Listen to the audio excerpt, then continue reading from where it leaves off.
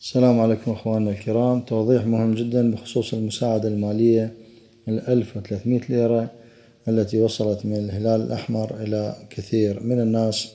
بعض الناس صادفتهم بعض المشاكل، ومنها هناك قسم قليل جدا من هذه العوائل لم تصل إليهم الرسالة أصلا، وقسم آخر وصلت إليهم الرسالة وبعد فترة تم حذفها، يعني الجهاز التليفون بيد الأطفال أو حدث خطأ وانحذفت الرسالة.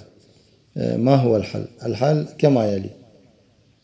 الحل للحالة الأولى هي أنه بعض العوائل لم تصل إليهم الرسالة أصلا.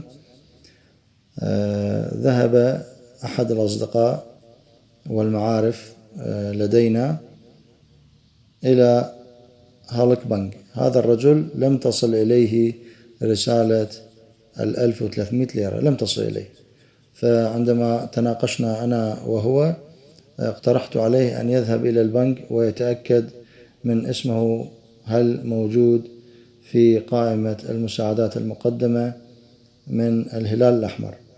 فذهب الرجل إلى البنك، إلى هالك بنك، وأعطى الكملك للموظف، والموظف تابع اسمه، كان اسمه موجود، وسلم المبلغ 1300 ليرة. طبعا الموظف سأله هل وصلت إليك الرسالة؟ قال للموظف لم تصل لي الرسالة، وشاف اسمه، طلع اسمه موجود، واستلم 1300 ليرة عن طريق البنك ولم تصل إليه رسالة. فهنا أيضا على الجميع الذين لم تصل إليهم رسالة يقدر يروح للبنك ويتأكد من اسمه، قد يكون واصل الفلوس باسمه داخل البنك.